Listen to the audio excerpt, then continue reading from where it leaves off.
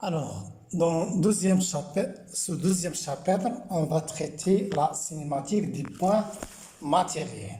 Donc, nous commençons bien sûr par quelques définitions et rappels, et on va aussi traiter la cinématique dans un référentiel galiléen, et je termine par la cinématique dans un référentiel non galiléen. Donc, nous commençons par quelques définitions de la cinématique. Qu'est-ce que c'est la cinématique? Donc, la cinématique est une partie de la mécanique qui étudie les mouvements des corps dans l'espace en fonction des temps, indépendamment des causes qui les provoquent, c'est-à-dire qui provoquent ce mouvement. Donc, il a pour but de préciser la position, les trajectoires, la vitesse, l'accélération et les lois horaires. Voilà l'objectif, le but de la cinématique. D'accord? Donc, l'étude du mouvement, bien sûr, il est relativement à un référentiel.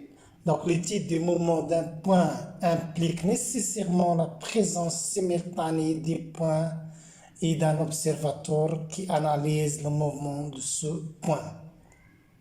Prenons cet exemple. Un observateur, bien sûr, qui est lié à ce véhicule, bien sûr, il constate, il observe que le mouvement de la balle est rectiligne. Par contre, dans ce cas-ci, où l'observateur est lié au sol, il observe que le mouvement de la balle est curviligne. Donc, le mouvement a un aspect relativement au référentiel. D'accord? Donc, il est impératif de préciser par rapport à quoi l'étude des mouvements sera effectuée, d'où la nécessité d'un référentiel choisi. Alors, l'étude de la cinématique du mouvement d'un point revient à pouvoir répondre aux questions suivantes. Où se trouve le point? C'est-à-dire, on a besoin d'un repère d'espace. Et à quel moment, on a besoin aussi à quel le temps, le repère temps, c'est-à-dire à quel moment dans le temps ce point se trouve dans l'espace. Donc, on a besoin bien sûr un repère de temps. Donc, pour étudier le moment, il est nécessaire de choisir un repère d'espace et un repère de temps. D'accord? Donc, qu'est-ce que c'est qu'un repère d'espace?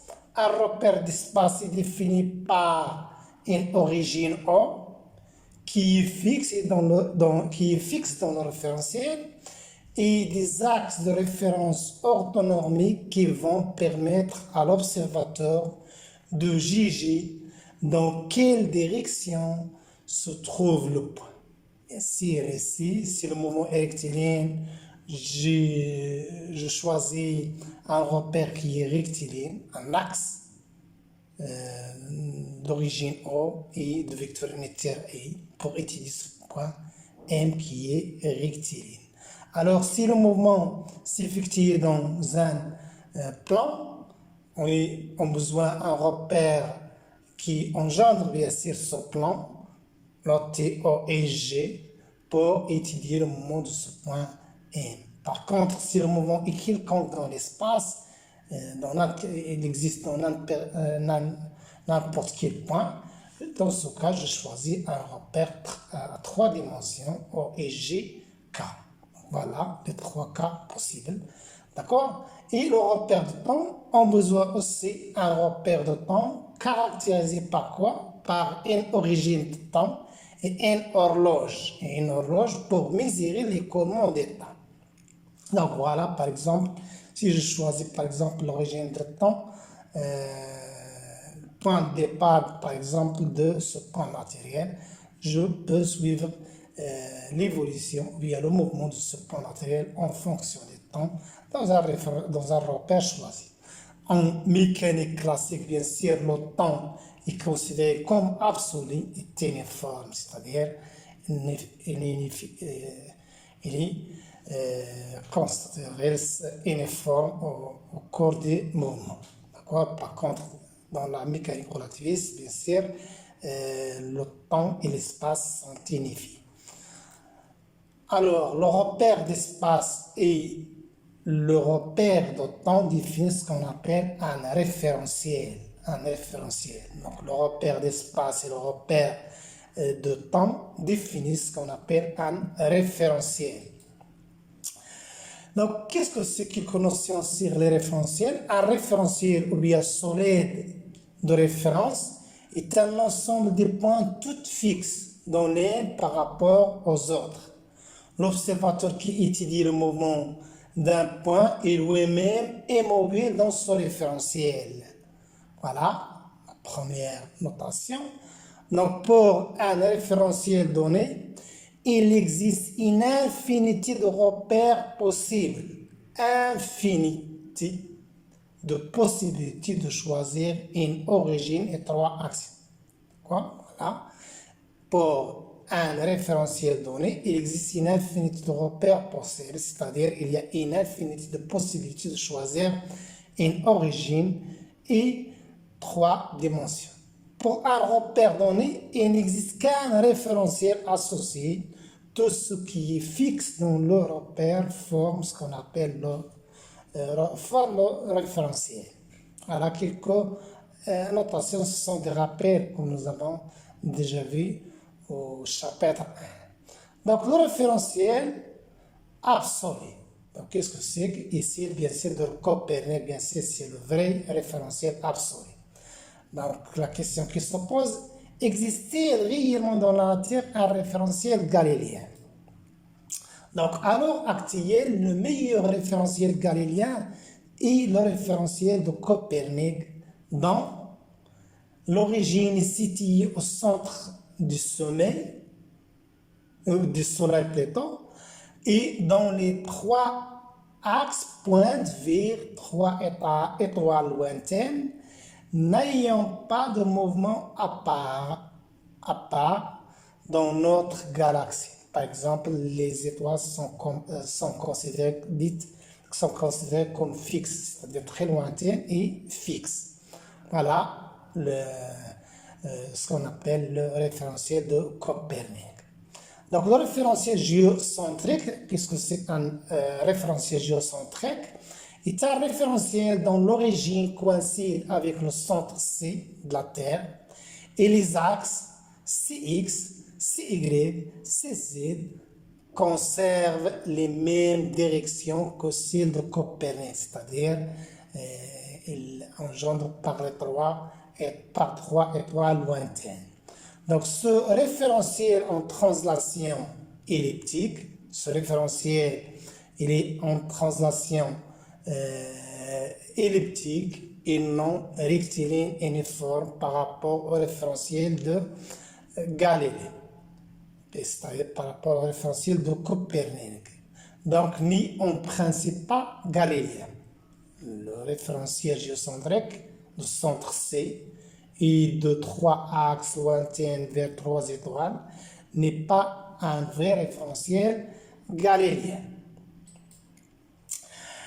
Référentiel terrestre. Par rapport au référentiel géocentrique C, X, Y, Z, le référentiel local O, X point, Y point, Z point en rotation avec la Terre n'est pas aussi galiléen. Parce que aussi elle tourne autour du centre de la Terre et aussi par rapport au Soleil. Donc, n'est pas un vrai référentiel galiléen. Alors, un référentiel terrestre, toujours dans le référentiel terrestre, mais avec quelques approximations, on peut considérer que ces 3 référentiels, Copernic, géocentrique et terrestre, on peut le considérer comme des référentiels galiléens. Dans quelles conditions, avec quelle hypothèse? Donc, cependant, pour tous les mouvements dont les dérives sont faibles devant la période de rotation propre de la Terre, un jour, on peut, avec une précision raisonnable, considérer le référentiel local comme galiléen. C'est dans le cas lorsque le temps des types de mouvement est négligeable par rapport à la rotation de la Terre autour de lui-même. De même, tout référentiel lié à un solide immobile par rapport à la Terre, par exemple salle de cours, mur de laboratoire, d'expérience, pourra être aussi considéré comme galiléen. Les différents types de référentiels. Tout mouvement est relatif au référentiel utilisé. Donc, il existe deux types de référentiels, un référentiel absolu et un référentiel mobile. On va voir ça par la suite.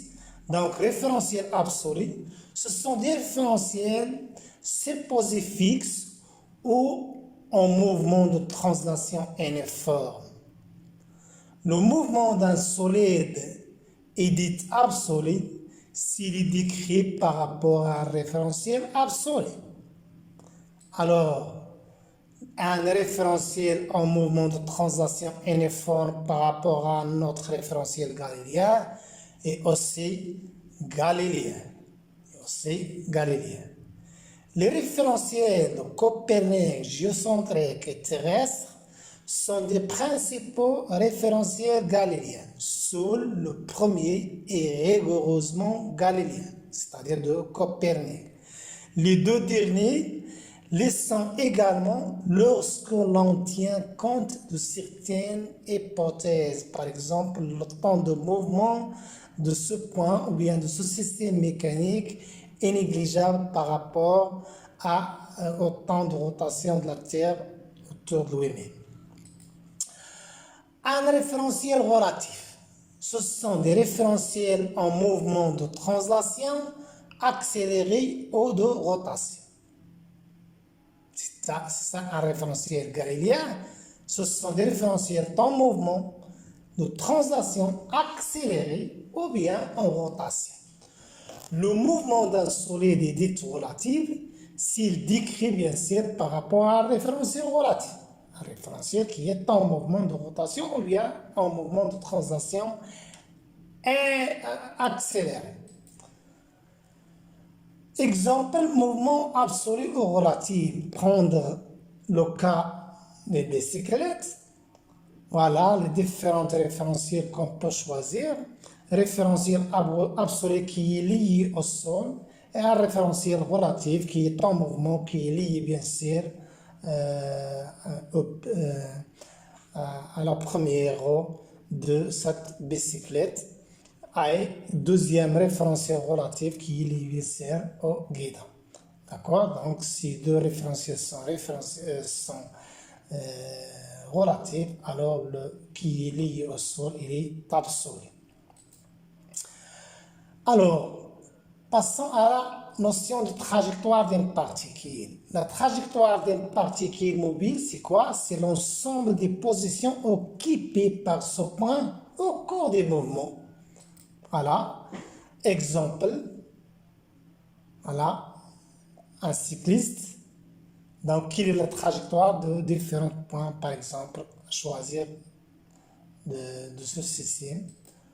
Voilà maintenant, considérant un référentiel R0 qui est fixe lié au sol, donc la trajectoire de la bicyclette par rapport à R0, il est linéaire.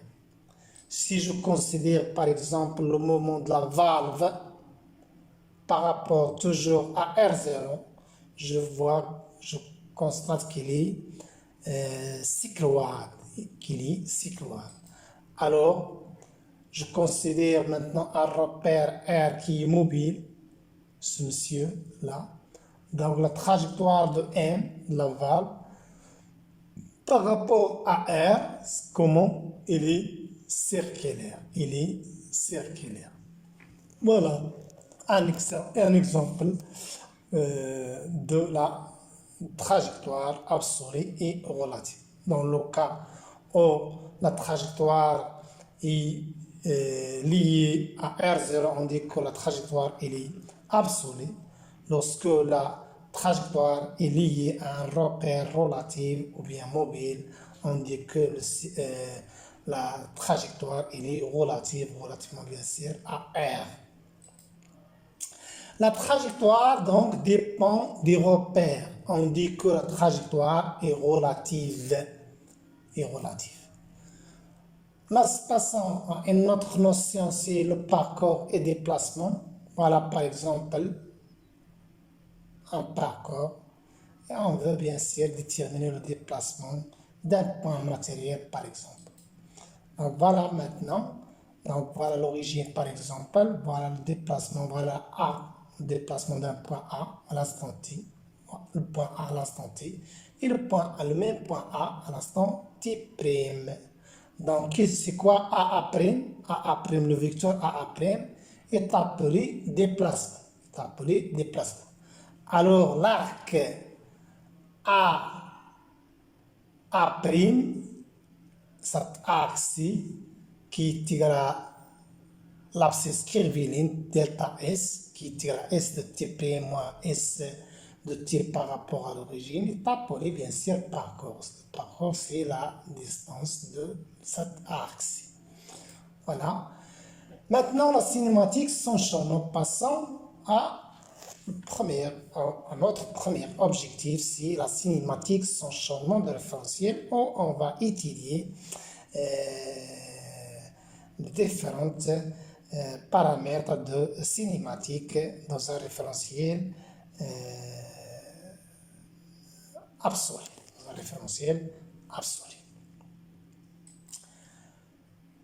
Commençons à définir bien sûr la position ou bien le vecteur position d'un point matériel.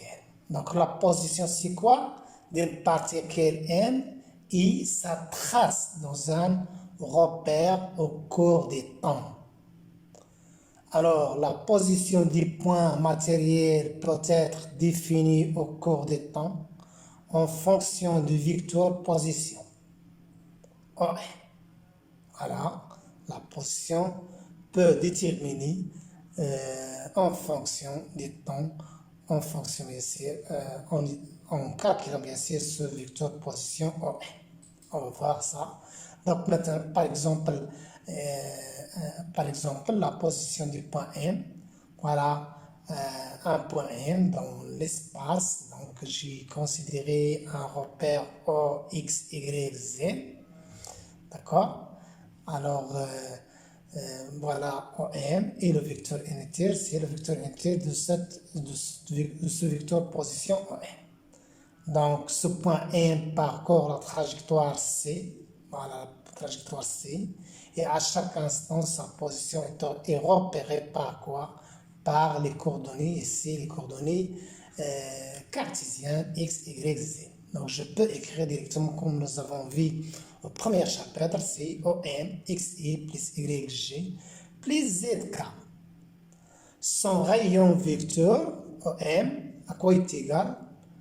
C'est le modèle. Le rayon vecteur, c'est OM fois le vecteur unitaire. C'est le modèle de OM fois I. C'est égal à R de T, le rayon R, I. Donc, c'est égal à racine carrée de X carré plus Y carré Z carré selon I. Avec le vecteur unitaire, c'est le vecteur position divisé par son modèle, pour le vecteur unitaire de la direction de OM. Maintenant, calculons la vecteur vitesse d'un point matériel. Bien sûr, toujours, j'ai choisi, ce sont des rappels que nous avons déjà vu, même si au terminal. Et j'ai essayé de calculer, comme nous avons vu déjà, la vitesse moyenne Vm par rapport à un référentiel qui est fixe R. Donc, soit un point matériel décrivant une trajectoire C dans un référentiel R, le point matériel occupe la position M à l'instant T, et la position M' à l'instant t' qui est égal à t plus delta t. Voilà. Donc, c'est quoi la vitesse? La vitesse moyenne sur l'intervalle de temps t plus delta t est égal à quoi? Est égal à le déplacement divisé par unité de temps. Par unité de temps. Donc, je peux écrire comme ça, Vm est égal à mm' divisé par l'unité de temps par la variation de temps, la delta t. Donc, c'est t plus moins t. Donc, je peux introduire la relation de Charles seulement pour déterminer les abscisses, les différentes coordonnées. Donc, MO plus OM' delta t est égal à aussi OM' moins OM sur delta t. Donc, si je la projette selon les différentes axes, selon OX, OY, OZ, qu'est-ce que je trouve V de M? Selon l'axe des X, donc c'est X de... Là, c'est la position de X. Donc, c'est X de t plus delta t. C'est l'abscisse à ce point imprime. Moins X de t, l'abscisse à ce point, divisé par delta t. De même pour Y de t plus delta t moins Y de t c'est delta t. Et de même pour Z. Donc, je peux simplifier cet écrit et écrire donc les composants de V, c'est delta X c'est delta t. Delta Y c'est delta t et delta Z c'est delta t. Voilà la définition de la vitesse moyenne. La vitesse moyenne en général. Alors, c'est quoi la vitesse instantanée? La vitesse instantanée, le vecteur vitesse instantanée de m par rapport au référentiel R à un instant t est obtenu en prenant la limite delta t tend vers 0 dans la définition de la vitesse moyenne, comme nous avons vu dans précédemment. C'est-à-dire, les points M et M' sont infiniment proches. Donc, la vitesse instantanée de M, c'est quoi? C'est la limite lorsque delta t tend vers 0 de déplacement divisé par delta t. Donc, je peux, donc cette limite égale directement la dérivée de vecteur position par rapport au temps, par rapport à R. Par rapport à R. Et je peux, voilà la trajectoire, et je peux représenter, bien sûr, la vitesse en ce point M qui est toujours tangentiel et dans le sens de déplacement de ce point M. Voilà, grâce à modo, concernant bien sûr quelques définitions en général avant d'aborder notre objectif.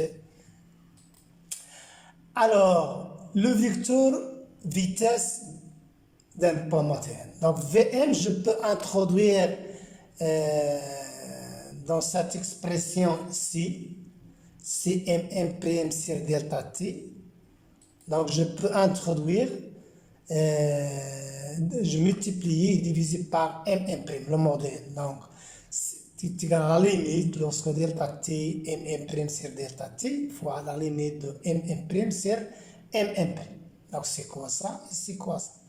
Donc, ça, bien sûr, la limite de m' comme modèle n'est autre que le modèle de la vitesse. Le modèle de la vitesse. Alors, la limite lorsque delta t tend vers 0 de m' sur m' comme modèle, c'est ce qu'on appelle le vecteur inertiel qui est tangentiel à la trajectoire. Donc, généralement, toujours, la vitesse, il est orienté dans le sens de mouvement et tangentiel, bien sûr, à la trajectoire. D'accord? Donc, voilà. Alors, V s'écrit sous cette forme. C'est le vecteur vitesse tangent à la trajectoire, comme j'ai indiqué ici.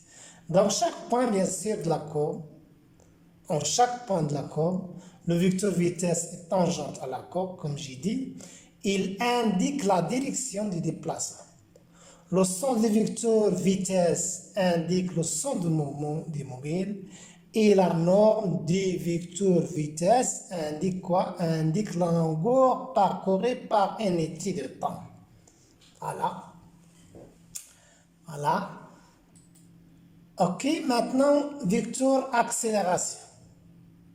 L'accélération moyenne sur l'intervalle de temps t plus delta t est égale à la variation de vitesse par unité de temps, c'est-à-dire le gamma de m moyen, c'est la variation de la vitesse, comme nous avons vu à la vitesse même, divisé par delta t. Donc gamma de m est égal à delta de vm, c'est delta de t. Je peux l'écrire sous cette forme. C'est la vitesse à l'instant t plus delta t, moins la vitesse à l'instant t divisé par delta de t. Et je peux, bien sûr, définir aussi l'accélération instantanée. Donc, pour obtenir l'accélération à l'instant t, on fait tendre, bien sûr, delta t vers 0 dans l'expression de l'accélération moyenne. Cette expression sur l'intervalle, bien sûr, t delta t. Donc, gamma de m instantané est égal à la limite de delta t lorsque delta t tend vers la limite lorsque delta t tend vers 0, delta v c'est delta t. Donc, à quoi est égal? C'est la même chose qui est égale directement à la dérivée de Vm par rapport au temps. Donc, l'accélération instantanée en un point m, c'est la dérivée de V par rapport à dt. Par rapport à dt. On écrit aussi la même écriture, gamma de t est égal à delta V sur delta t. Ou bien, en fonction de vecteur position, c'est la dérivée seconde de vecteur position par rapport à dt au carré dans le même référentiel R. Maintenant, passons à l'expression des vecteurs position, vitesse et accélération dans les différents systèmes des coordonnées. Voilà.